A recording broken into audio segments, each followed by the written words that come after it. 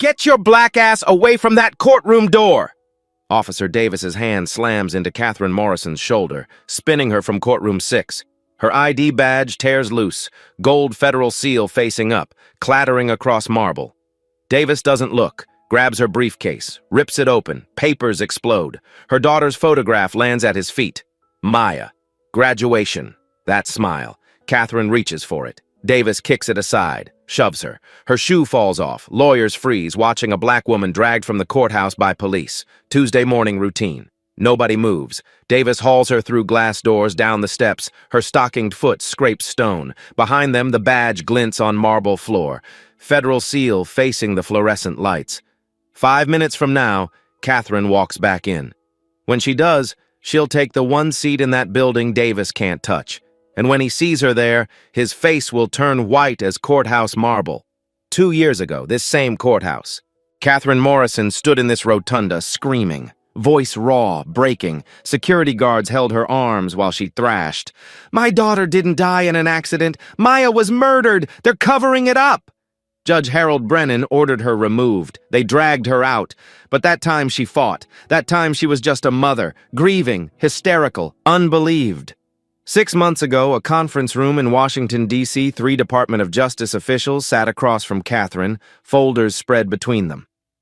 "Judge Morrison, we've reviewed your investigation into your daughter's death. The evidence is compelling. We're offering you reinstatement. Federal Special Investigative Judge, full authority over Metro County corruption cases." The deputy AG slid a document across the table.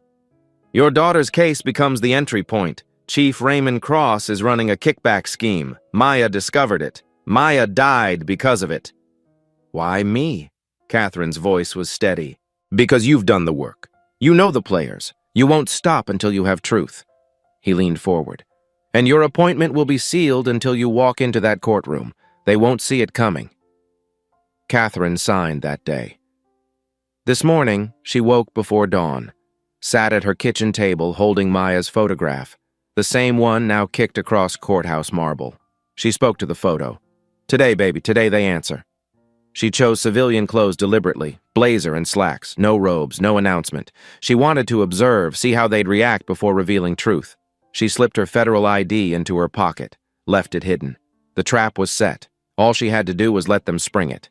Catherine stands on cold courthouse steps in stockinged feet, watching glass doors swing shut. November wind cuts through her blazer. She pulls out her phone. "Jennifer, it's time.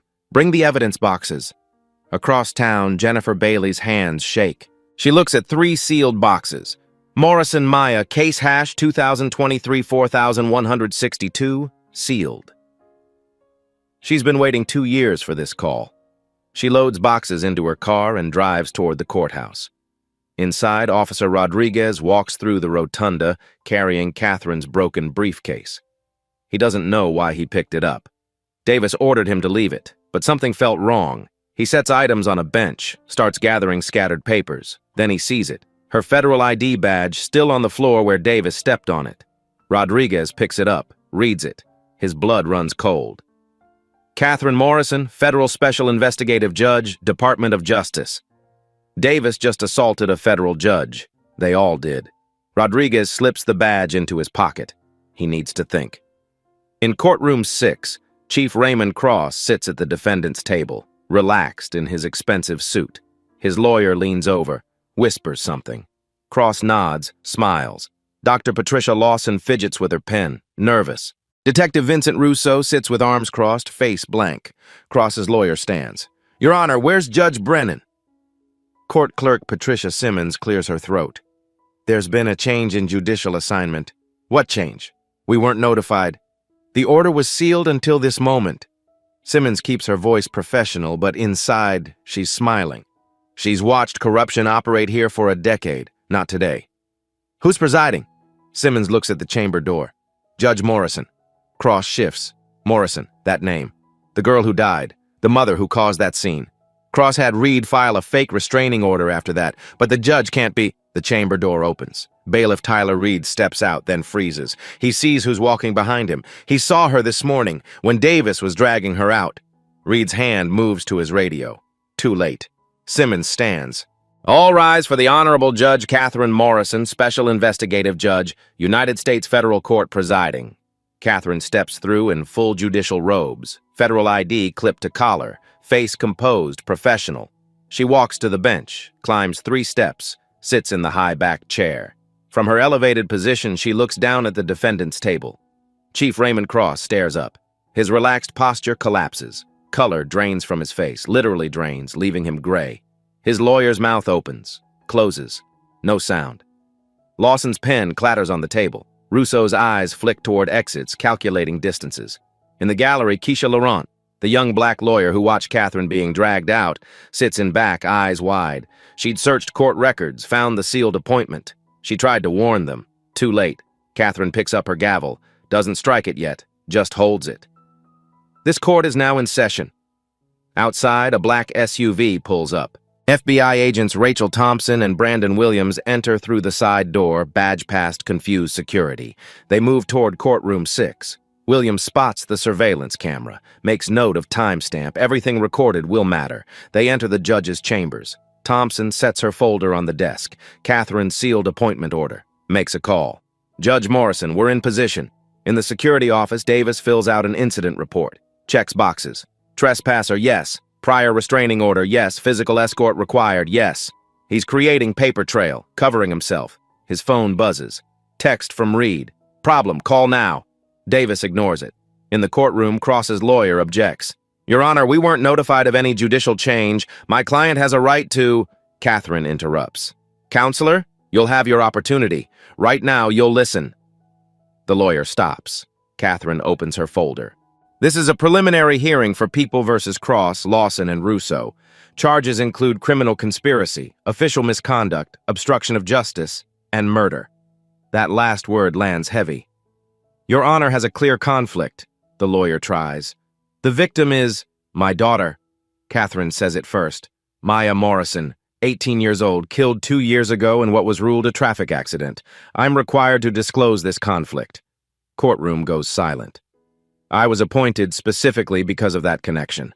Department of Justice determined my expertise in forensic law and intimate knowledge of evidence irregularities made me uniquely qualified. My appointment was sealed to prevent interference. If defendants wish to file a motion to recuse, they may do so after this hearing. She looks at Cross, makes eye contact, holds it. Cross's lawyer sits. He has no play. Catherine shifts attention. Bailiff Reed, are you present? Reed startles. Yes, Your Honor. You and Security Chief Davis, Officer Catherine Wilson, and Sergeant Lisa Anderson will report to my chambers immediately following this hearing. Clear? Reed's face pales. Yes, Your Honor. Catherine continues. Approximately 40 minutes ago, I was physically assaulted by courthouse security and forcibly removed from this building. Chief Cross, do you recognize me? Cross's voice barely whispers. Yes. Did you give orders for my removal? His lawyer objects. Catherine cuts him off. This is preliminary inquiry. I'm establishing interference. She returns to Cross. Did you give orders? Cross chooses silence. Note that Chief Cross declined to respond. She closes that folder, opens another. The court calls Jennifer Bailey, forensic technician, Metro County Medical Examiner's office. The door opens. Jennifer enters, wheeling a cart with 3 sealed evidence boxes. Cross sees them. His hands grip the armrests, knuckles white. Lawson stands suddenly. You can't... Her lawyer grabs her. Sit down, don't say anything. Lawson is panicking, looking at boxes, at Catherine, realizing everything she covered up is coming out. Rousseau's hand slides under the table instinctively. No weapon. His hand finds nothing. Miss Bailey, please approach the witness stand. Thompson and Williams position themselves at the chamber entrance. Jennifer Bailey is there with evidence boxes open. Catherine looks at photos of Maya's battered body, toxicology reports, DNA samples. She touches one photo gently. Jennifer speaks. Judge Morrison, I kept everything. Chain of custody intact, every sample Dr. Lawson tried to destroy. Catherine's voice cracks slightly. You risked your career. Maya deserved truth. So do you. Catherine straightens, lifts her robe's collar, takes 3 deep breaths. Time to face them.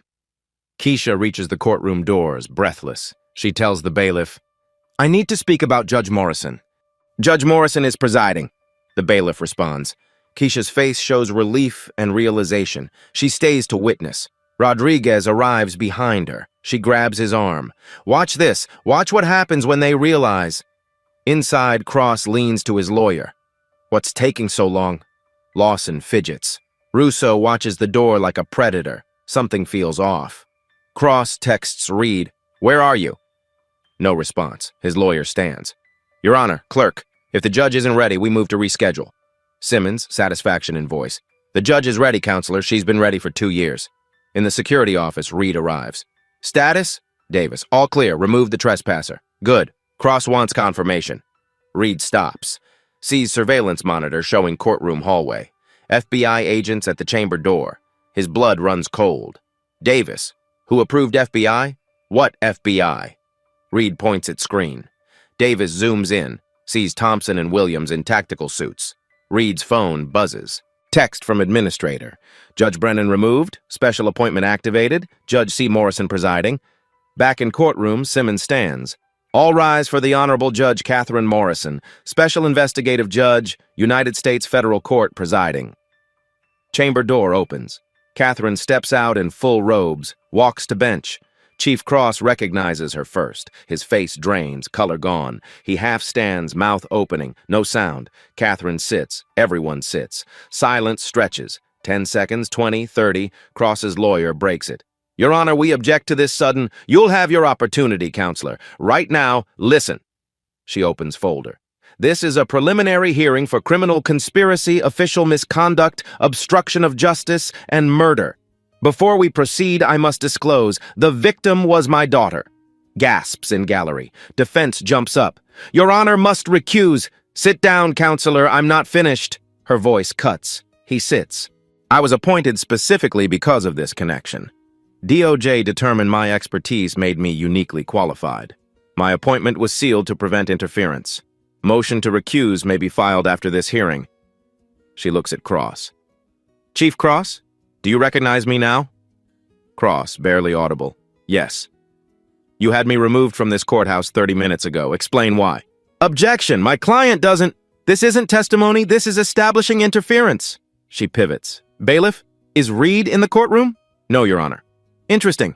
Note that Reed, Davis, Wilson, and Anderson report to chambers after this hearing. She calls Jennifer Bailey. Jennifer enters, sworn in, takes witness stand. Miss Bailey, describe your role in case hash 2023-4162. I processed evidence and maintained chain of custody. Did you notice irregularities? Yes. Dr. Lawson instructed me to destroy tissue samples showing pre-mortem trauma inconsistent with collision. Defense objects. Overruled. I refused. I preserved samples under seal and transferred them to federal custody 6 months ago. Lawson stands suddenly.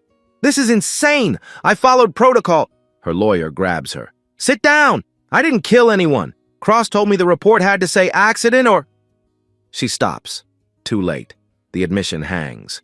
Cross stares at her with pure fury. Catherine calmly. Dr. Lawson, if you'd like to make a statement, you may do so under oath with Miranda warnings. Lawson realizes her mistake. Sits, face in hands. Miss Bailey, what evidence did you preserve? Autopsy photographs showing defensive wounds, toxicology indicating struggle, DNA samples from under victim's fingernails. Were these analyzed? Yes, by FBI lab. She looks at defendants. They match Chief Cross's DNA. Courtroom erupts. Catherine bangs gavel. Order. Rodriguez sits at his computer staring at Catherine's badge. He types into the restraining order database. Morrison, Catherine. No results. Nothing. The restraining order Davis cited doesn't exist. His stomach drops. Fake paperwork. False arrest. Civil rights violation. He participated. He approaches Davis. Where's the restraining order file? Davis doesn't look up. Central Archive. Cross's people filed it special. I don't see it in the system. Then it's sealed. Drop it. Rodriguez can't. He pulls surveillance footage from 10:32 a.m. There's Catherine standing near courtroom 6. Not aggressive, just standing. Then Davis appears. His hand hits her shoulder. Camera picks up motion blur. Badge flies, papers scatter. Davis is shouting. Catherine's face shows no fear. She's calculating, memorizing. The footage shows her reaching for the photo. Davis kicking it. The shove, the stumble, the shoe falling. This doesn't look like removing a trespasser. This looks like assault. Rodriguez's phone buzzes. Read. Need you upstairs. Now! He slips the badge into his pocket, closes the footage. Heads upstairs. Meanwhile, Keisha Laurent searches court records. She types, Judge Morrison Catherine. Results flood her screen. Dozens of old cases, criminal cases, police misconduct cases. Catherine Morrison held officers accountable. Then a gap. 2 years of nothing. Then, 6 months ago, sealed entry. Metadata shows Special Investigative Appointment, Federal Authority, DOJ Authorization. Keisha searches Maya Morrison death. Original case, traffic accident, closed, but there's a recent note with federal seal. Case reopened, all evidence preserved by federal court order. She pieces it together. Catherine Morrison isn't a grieving mother. She's the judge, federal judge with special authority, and Keisha watched security assault her. She grabs her phone, tries FBI tip line, voicemail, U.S. attorney, closed. She stops. The hearing is happening now. Everyone who needs to know already knows. She runs toward courtroom 6. Inside, Jennifer Bailey sits in witness stand, right hand raised. Do you swear to tell the truth? I do. Catherine gestures to sit. Miss Bailey, state your occupation. Forensic technician, Metro County Medical Examiner's Office, 6 years. Were you assigned to Maya Morrison's death investigation? Yes, Your Honor. Describe your involvement. Jennifer takes a breath. I was called to the scene November 3rd, 2023, approximately 12:45 a.m. Single vehicle collision, County Road 12. Driver pronounced dead at scene. What happened next? Body transported to ME office. Dr. Lawson assigned as lead examiner. I assisted with autopsy. Did you notice anything unusual? Defense objects. Overruled. Yes. Bruising patterns on victim's neck and shoulders inconsistent with collision trauma. Defensive wounds on hands, split knuckles, tissue under fingernails. I documented photographically. Gallery leans forward. What did Dr. Lawson say? Jennifer looks at Lawson. She said bruising was post-mortem lividity, defensive wounds from bracing for impact. She told me photographs were inconclusive due to lighting, marked them supplemental, not relevant to cause of death. Did you agree? No, Your Honor. What did you do? I preserved tissue samples Dr. Lawson ordered me to destroy, sealed them with my chain of custody documentation, transferred to federal custody 6 months ago. Defense shoots up. This evidence was never entered. This is prejudicial. Catherine's voice cuts. The evidence wasn't entered because your client's co-conspirator tried to destroy it. Sit down. He sits. Miss Bailey, why preserve evidence you were ordered to destroy? Jennifer's voice drops, gets intense. Because I knew what I saw. Maya Morrison didn't die in an accident. She fought someone. She had epithelial cells under her fingernails. When I tried to test them, Dr. Lawson said samples were contaminated, needed immediate disposal. Did you dispose? No. I logged them destroyed officially, but I kept them. Maya Morrison deserved better than a lie. Courtroom is silent. Were those samples analyzed? Yes, by FBI laboratory. What did analysis reveal? Jennifer looks at Cross. DNA match to Raymond Cross, 99.6% certainty. Courtroom erupts. Lawyer shouting. Lawson on her feet, pale, shaking her head. Russo frozen. Catherine bangs gavel. Order. Silence falls. Miss Bailey, to be clear, you found defendant's DNA under victim's fingernails? Yes, Your Honor. Indicating physical contact shortly before death? Yes, Your Honor. Catherine looks at Cross. Chief Cross, explain how your DNA ended up under my daughter's fingernails. His lawyer whispers frantically. Cross shakes his head, won't speak. Let the record show Chief Cross declined to respond. She turns to Jennifer. What else did you preserve? Photographs showing strangulation attempt, blood spatter showing she was struck before being placed in vehicle. Toxicology showing elevated adrenaline. She was alive and terrified during assault. Each sentence lands like a hammer. Defense table looks destroyed. Lawson crying, Russo sweating. Cross stares at Catherine with hatred. But underneath, fear. Real fear. Rodriguez enters, moving to witness section. Keisha slips in behind, taking back row seat. They're here to watch justice. Catherine checks the clock. 11:23 a.m. 23 minutes in session. Everything has changed. Catherine calls recess. 15 minutes. Defendants remain with federal agents. Thompson and Williams move to defense table, not arresting yet, but making clear nobody leaves. Catherine returns to chambers, closes door, first time alone since entering. She sits heavily, removes glasses, presses palms to eyes. 2 years of holding together starts to crack. She opens her phone. Maya's photo. Graduation day. That smile. She whispers, "We're almost there, baby. Almost done." Knock. Thompson enters. Judge Morrison, you okay?" Catherine wipes eyes. "I'm fine. Is Reed in custody?" "Yes, Rodriguez detained him in parking garage." "Good. The evidence boxes? All 3 layers ready." Catherine nods, takes 3 slow breaths. She's not just judge. She's also mother. Needs to be both. "Let's finish this." In courtroom, Cross whispers urgently, "We need to deal. Now." His lawyer shakes head. "Too late. You heard DNA evidence. You're going to trial. Then get me bail. After that evidence, your flight risk. No bail." Cross's hands clench. He looks at Russo. "Vincent, we need—" "Don't talk to me." Russo cuts off, voice flat, cold. "You got us into this." Lawson still cries. Her lawyer's given up comforting her. She's broken. In gallery, Keisha sits next to Rodriguez. Whispers, "You're the officer who picked up her belongings." Rodriguez nods. "You knew something was wrong." "Not soon enough." He shows Catherine's badge. "I should have looked at this 30 minutes earlier. You stopped Reed from leaving. That counts." "Does it? I watched them assault a federal judge. I'm finished." Keisha studies him. "Maybe. Or maybe you're the one honest cop in a corrupt system." Rodriguez doesn't respond. Chamber door opens. Simmons stands. "All rise." Catherine enters, returns to bench, sits. Court is back in session. She looks at defense. "Before continuing, I'll address this morning. Bailiff, bring in Davis, Wilson, and Anderson." Door opens. Davis enters, confused, sees Catherine on bench. His face goes slack. He stops walking. Wilson and Anderson follow, equally confused. Davis recognizes her, the woman he dragged out. She's wearing robes. She's on the bench. His face drains of color. Looks like he'll vomit. Catherine looks at him, doesn't smile. "Chief Davis, Officer Wilson, Sergeant Anderson, you physically removed me approximately 1 hour ago, cited a restraining order that doesn't exist, assaulted me, destroyed my property, dragged me through the rotunda and shoved me down courthouse steps." Davis tries to speak. Nothing comes. "Badges suspended, effective immediately. FBI will review footage. Civil rights charges pending. Dismissed." Davis stands frozen.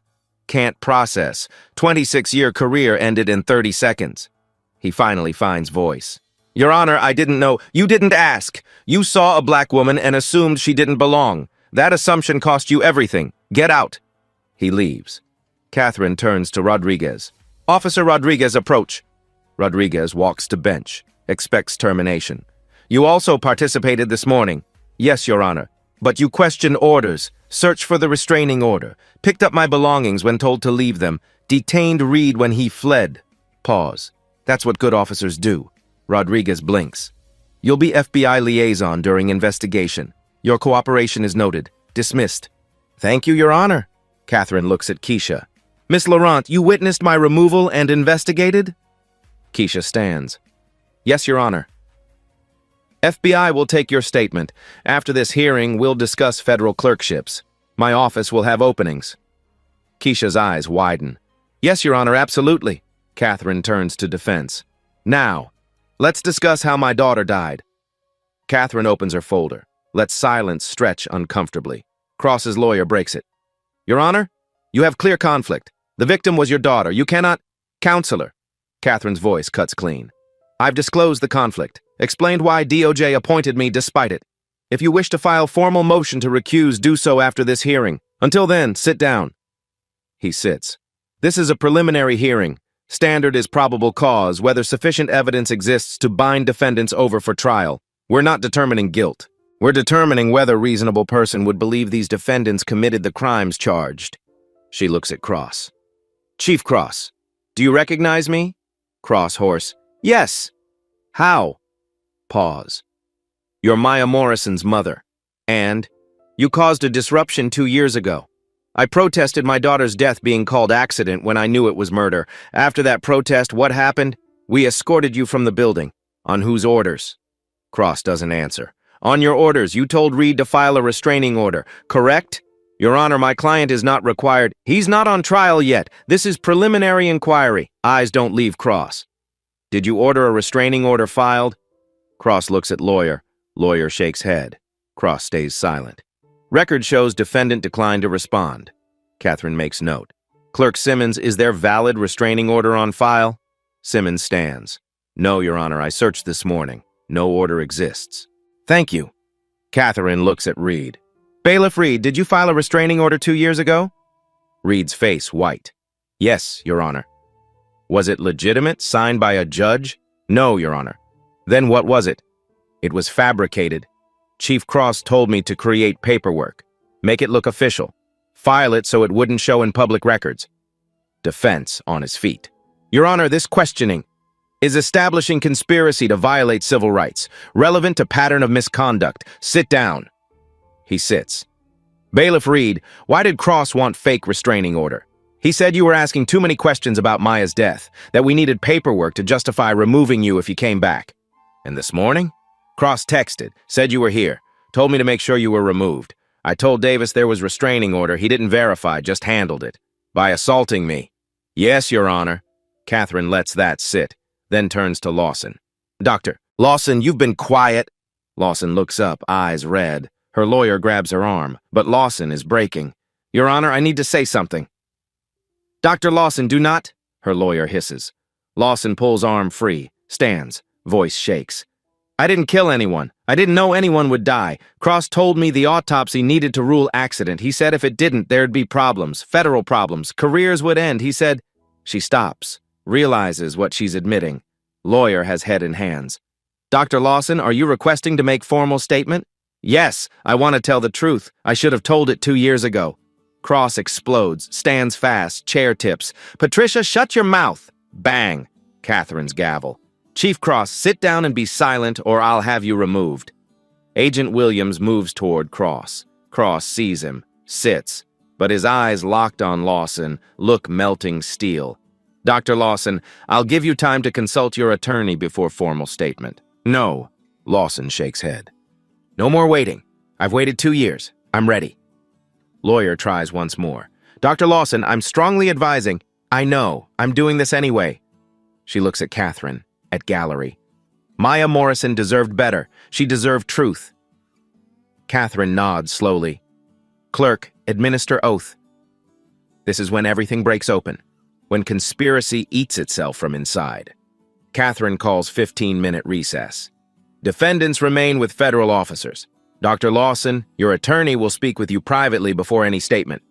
As gallery clears, Keisha approaches bench. Your Honor, I'm Keisha Laurent. I searched records after seeing security remove you. I figured out who you were.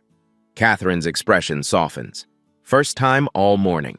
Thank you, Miss Laurent. What's your background? Third-year law clerk, public defender's office. I've watched Cross's cases for months, seeing patterns, but no proof. You have instincts. That matters. Pause. I meant what I said, federal clerkship. Keisha's eyes shine. Thank you, Your Honor. After Keisha leaves, Catherine returns to chambers, closes door. This time, composure cracks more visibly. She removes robe, sits in her blazer, same clothes from when Davis shoved her down steps. She pulls out her phone. Maya's photo. Graduation day. That smile. Catherine's tears come quietly, not sobs, just silent tears. 2 years of holding this together, 2 years of being called crazy, dismissed, dragged from courtrooms. She whispers, "We're almost there, baby. Almost done. They're going to pay." Soft knock. Jennifer enters. Judge Morrison, I didn't mean to interrupt. It's fine. Catherine doesn't hide tears. Are evidence boxes ready? All 3 layers, exactly as organized. Jennifer sits. I know this is hard. It's the hardest thing I've ever done. Catherine puts phone away. But it's right. Maya deserves justice. So do the 200 others cross-victimized. She'd be proud. Catherine's voice breaks slightly. I hope so. They sit in silence. 2 women who loved Maya. 2 women who refused to let her death be swept away. Catherine stands, puts robe back on, straightens collar, breathes deeply. Judge mask back in place. Let's go bury them. In courtroom, gallery has refilled. More people now. Word spread. Something historic happening. People want to witness. The elderly black woman from this morning sits front row, makes eye contact with Catherine as Judge enters, nods once, slowly. Solidarity. That single nod means everything. Catherine sits. Everyone sits. The weight has shifted. Everyone feels it. This is when evidence becomes crushing. The court will now review physical evidence in 3 categories. Miss Bailey, bring forward the first box. Jennifer wheels cart forward, opens first sealed box. Label, Layer 1, medical evidence. Jennifer removes enlarged autopsy photographs, sets them on easel. Photo 1, Maya Morrison's left shoulder, bruising consistent with adult male hand. 4 fingers, thumb on anterior, significant force applied. Catherine's voice clinical. Dr. Lawson, in your original report, how did you classify this? Lawson doesn't respond. Lawyer invokes 5th. Record shows defendant declined. Catherine nods. Continue. Photo 2, victim's throat, petechial hemorrhaging, blood vessels burst due to pressure, consistent with manual strangulation attempt, not sufficient to cause death but evidence of assault. Catherine reads original report. Dr. Lawson classified this as post-mortem lividity. Federal analysis? Federal pathologist determined hemorrhaging occurred 15 to 30 minutes before death, while victim was alive, being strangled. Lawson makes a sound, half sob, half gasp, breaking. Photo 3, victim's right hand, defensive wounds, split knuckles, tissue trauma. Victim struck hard surface or person repeatedly. Original report? Classified as impact injuries from collision. No mention of defensive nature. Miss Bailey, describe the DNA analysis. Jennifer places lab report on stand. Epithelial cells retrieved from under victim's fingernails. I preserved despite orders to destroy. FBI lab analysis, DNA match to Raymond Cross, 99.6% certainty. Courtroom erupts. Cross on his feet. That's impossible! I never— His lawyer tackles him back. Don't say another word! Too late.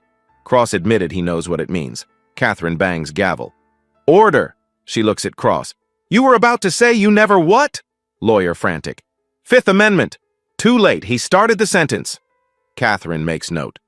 Record shows upon hearing DNA evidence, Cross began denying contact before attorney silenced him. She turns to Jennifer. Continue. Blood spatter on victim's clothing. Pattern indicates victim upright when struck. Blood projected downward. Consistent with standing, being hit, blood falling onto clothing.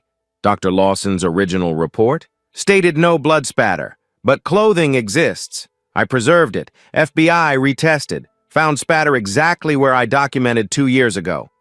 Final item, toxicology. Victim's blood showed elevated adrenaline and cortisol, stress hormones, levels consistent with extreme fear or struggle immediately before death. Catherine lets that sit. Maya was terrified when she died, fighting for her life. Layer 2, video evidence. Jennifer connects laptop to audio system. Dashboard camera from patrol car hash 392, assigned to Detective Russo, November 3rd, 2023. Russo sits stone-faced. Sweat beads on forehead. Audio plays. Timestamp 11:52 p.m. Russo's voice. Dispatch, Unit 392. In pursuit, County Road 12 westbound. Dispatch, Unit 392. Provide tag number and pursuit reason. Russo. Stand by. No tag provided. Against protocol. Engine sounds. Aggressive acceleration. Russo breathing heavy, agitated. Impact. Metal on metal. Russo's vehicle making contact. Dispatch. Unit 392. Confirm status. No response. Tire squealing. Another impact. Harder. Crunch. Glass shattering. Massive crash. Silence 43 seconds. Then Russo completely different. Calm. Controlled. Dispatch 1050 on County Road 12. Single vehicle collision. Vehicle off-roadway. Requesting EMS and supervisor. Catherine stops audio. Detective Russo, this shows you pursued civilian vehicle, made contact twice, forcing it off-road, then called it simple accident. Correct? Russo invokes 5th. License plate visible 3 seconds before impact. Jennifer displays freeze frame. Registered to Maya Morrison. Catherine's voice tightens slightly. My daughter wasn't fleeing.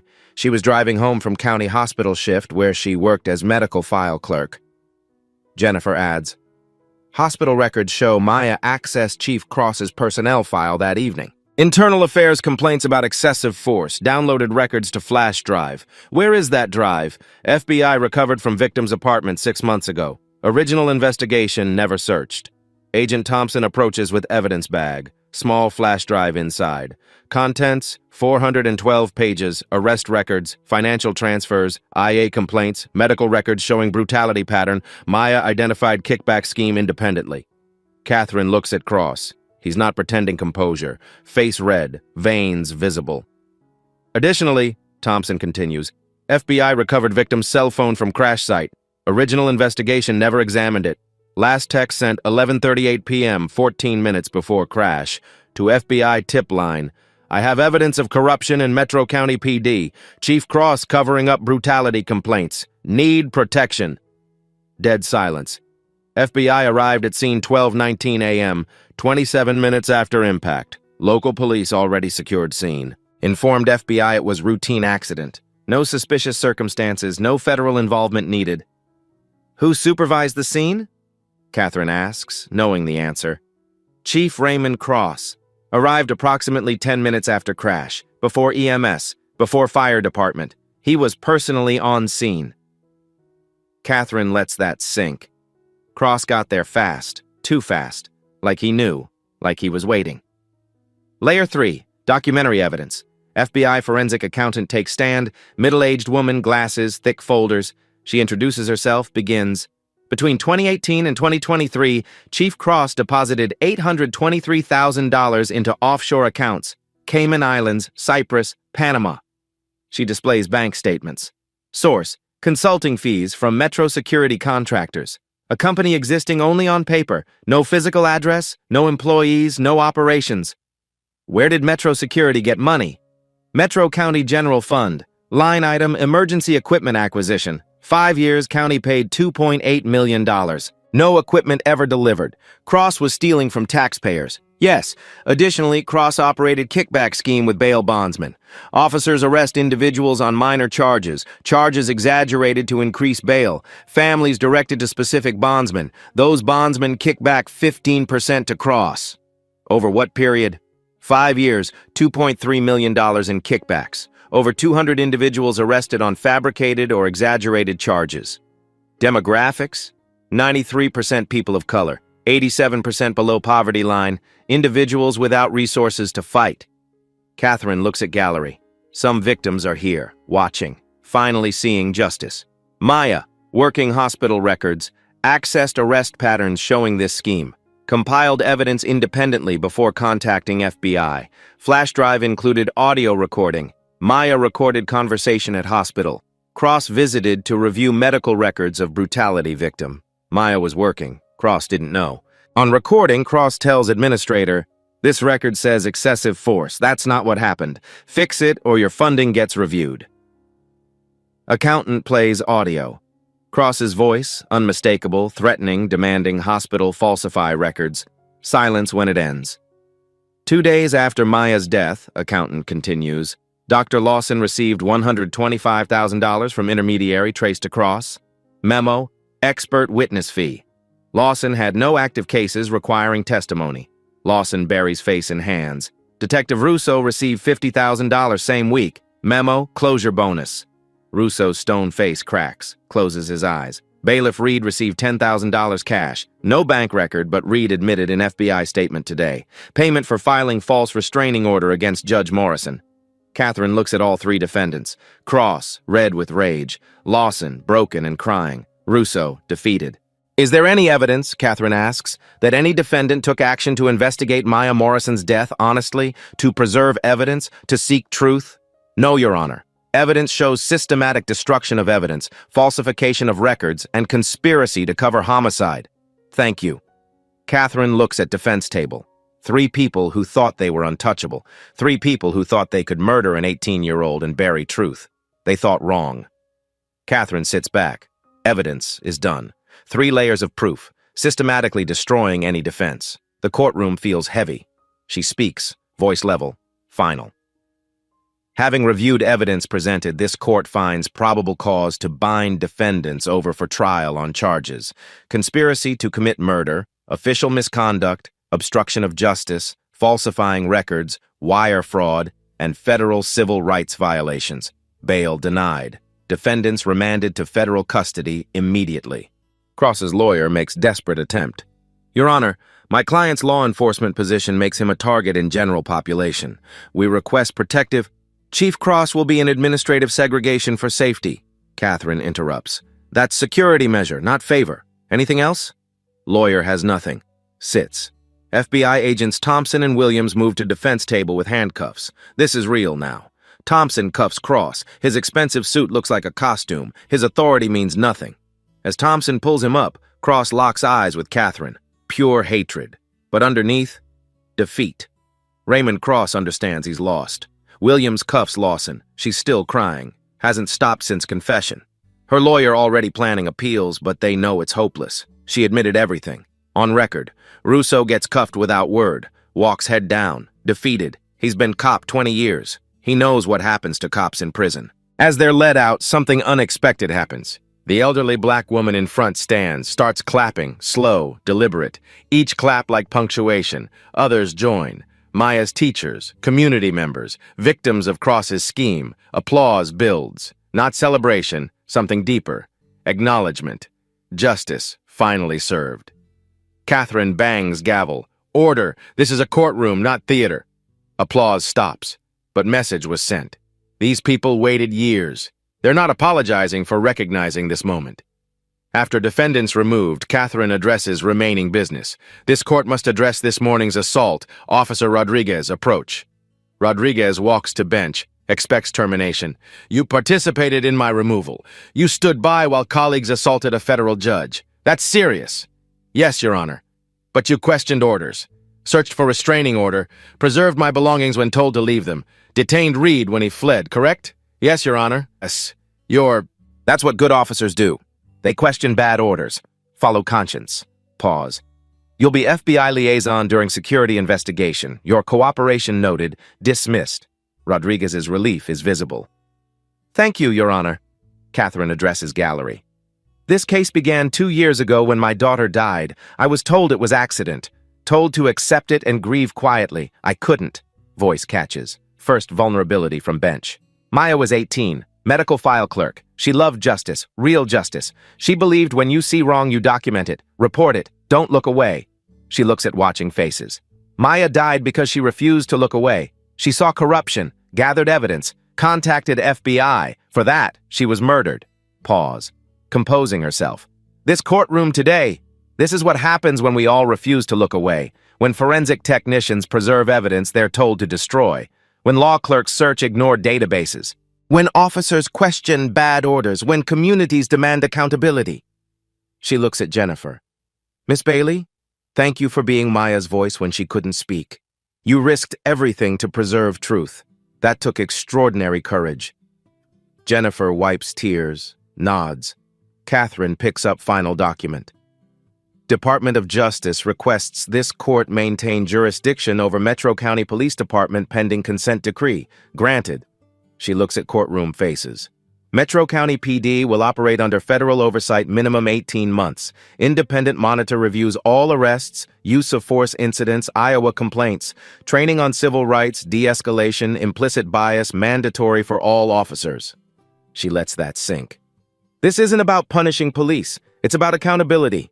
Making sure what happened to Maya, to 200-plus people victimized by Cross's schemes, doesn't happen again. Catherine stands. Everyone stands. This court is adjourned. She bangs gavel one final time. Sound echoes like period at sentence end. Justice has been served. As people file out, the elderly black woman approaches bench, doesn't speak, just looks at Catherine, bows slightly. Profound respect. Catherine returns the bow. Two women who understand fighting systems that don't want change. Two women who refuse to give up. Woman turns and leaves. Catherine watches her go, then looks around empty courtroom, the bench where she sat, defense table where 3 criminals learned they weren't untouchable, gallery where victims finally saw justice. She removes her robe, folds it carefully. This courtroom saw history today. Saw mother become judge, saw justice delivered through evidence and truth, not violence or revenge. This is how it's supposed to work. 6 months later, Metro County Courthouse looks different. Not physically, same marble, same glass doors, but atmosphere changed. Culture shifted.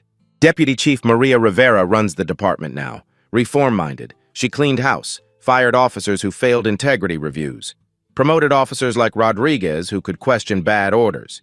Davis, Wilson, Anderson, Reed, convicted of federal civil rights violations, 2 to 5 years each. Davis's 26-year career ended when he stepped on that badge. Cross, Lawson, Russo went to trial. Jury deliberated 4 hours. Guilty all counts. Cross, 25 years federal prison. Lawson, 15. Russo, 18. 200-plus victims had cases reviewed. 188 convictions overturned. Records expunged. County paid $2.1 million restitution from Cross's seized accounts. Doesn't give back lost time. Doesn't erase trauma, but it's acknowledgement. Jennifer Bailey, promoted chief forensic technician. Oversees evidence integrity countywide. Trains new techs on courage to preserve evidence under pressure.